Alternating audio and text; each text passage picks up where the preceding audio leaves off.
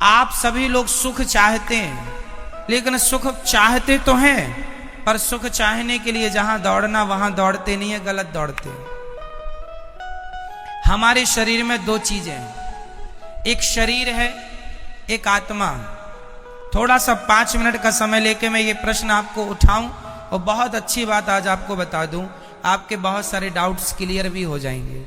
सुनो, हमारे शरीर और आत्मा अलग है, ये तो हम पहले भी आपको 1000 बार बता चुके हैं। आगे सुनो इससे। क्या हम आंखों से देख सकते, आंखों से सुन सकते हैं? नहीं। क्या कानों से देख सकते हैं? नहीं। क्या हम नाक से खा सकते हैं? समझो, ईश्वर ने सब चीजें अलग अलग बनाई हैं। देखने के लिए आंखें हैं, सुनने के लिए कान। आंखों से सुन नहीं सकते, कानों से देख नहीं सकते, अलग है ना। उसी प्रकार शरीर का सुख है संसार। शरीर का सुख क्या है? संसार क्या है? शरीर का सुख। गाड़ी, बंगला, पत्नी, पुत्र, परिवार, ये कहां का सुख है? शरीर का। अब रही आत्मा की बात, तो आत्मा का सुख किससे है?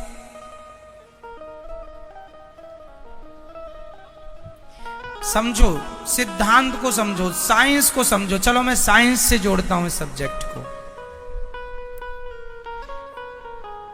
आप किसी भी वस्तु को ऊपर से छोड़ दीजिए, वो पृथ्वी पर जाके गिरेगा। साइंस कहता है गुरुत्वाकर्षण पृथ्वी में है। ये तो सत्य है कि गुरुत्वाकर्षण है, पर इसके अतिरिक्त एक सत्य और है, क्योंकि वो पृथ्वी का ही हिस्सा है। इसलिए अंश अपने अंशी की ओर भागता है। अंश हमेशा किसकी ओर भागेगा? अंशी की ओर। जैसे ये पुष्प, ये किसका अंश है? ये पृथ्वी का अंश है, क्योंकि पृथ्वी से पेड़ बना, पेड़ पर ये पुष्प खिला। तो कुल मिला के, और ये आप रख दो, आप 2-4 दिन, 1 हफ्ता, महीने भर रख दो, ये अपने आप माटी हो जाएगा। कुछ ना करो, माटी हो जाएगा ये अपने आप। हाँ या ना? तो ये किसका अंश हुआ? मिट्टी का। अंशी कौन हुई? अंशी हुई पृथ्वी, और अंश हुआ ये। तो ये पृथ्वी का अंश है, इसलिए ये छोड़ने पर नीचे जाएगा, क्योंकि ये अंशी की तरफ जा रहा है। अब दूसरा, आग। आग हमेशा नीचे नहीं जाती। आग की ज्वाला, आग की लौ, आग की ज्योति ऊपर जाती है। क्यों? क्योंकि वो सूरज का अंश है, क्योंकि सूरज में आग है।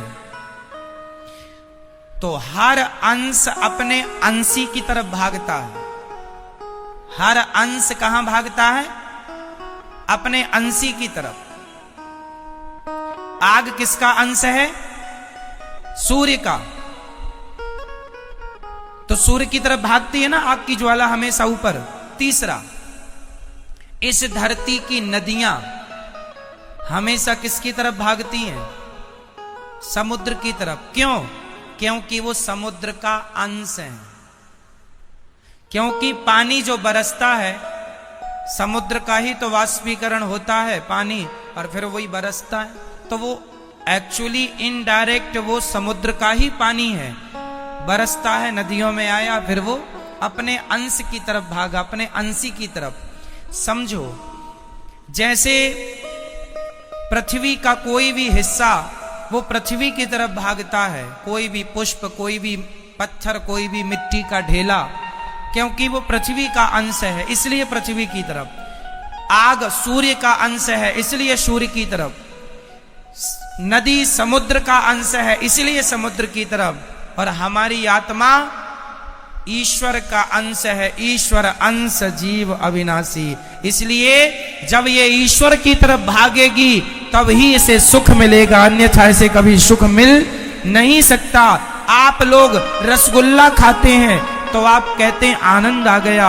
अरे रसगुल्ला से शरीर को आनंद आ सकता है, इंद्रियों को आनंद आ सकता है, आत्मा का तो रसगुल्ला से कोई लेना देना नहीं। क्यों? आत्मा किसका अंश है? ईश्वर अंश। ये ईश्वर का अंश है। इसलिए यदि आत्मा को सुख देना है, आज लोग दुखी, सब कुछ है आपके पास, फिर भी आप अशांत हैं, फिर भी आप परेशान हैं, उदास हैं। क्यों? क्योंकि आप संसार में सुख ढूंढ रहे हैं। अब मिलेगा, अब मिलेगा। पागल हो, है ही नहीं, मिलेगा कहां से? जैसे आंख कभी सुन नहीं सकती, कान कभी देख नहीं सकता, उसी प्रकार आत्मा कभी रसगुल्ला खा नहीं सकती, आत्मा कभी पानी पी नहीं सकती, आत्मा को पैसों में सुख नहीं मिल सकता, संसार के भोगों में सुख नहीं मिल सकता।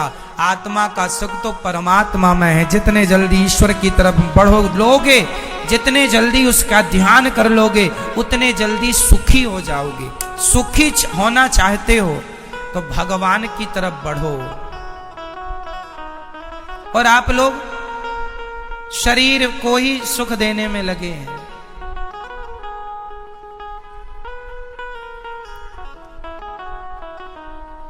शरीर, इसलिए शरीर जो है ये संसार की तरफ ले जाता है आपको। क्यों ले जाता है? क्योंकि शरीर संसार से बना है। संसार में 5 चीजें हैं, पृथ्वी, जल, वायु, अग्नि, आकाश, और ये 5 चीजों से आपका शरीर बना है।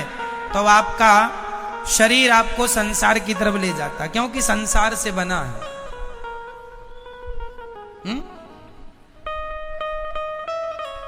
आपको आंख अच्छा अच्छा दिखाना चाहती है, इसको आप देख रहे हैं, आपको सुख मिल रहा है, पर यह सुख क्षणिक है। यह सुख क्या है? क्षणिक है, जरा सी देर का। खाने का सुख भी क्षणिक है, जरा सी देर का। भोगों का सुख भी क्षणिक है, जरा सी देर का। आप जरा सी देर के सुख के पीछे सारी जिंदगी लगाए हैं।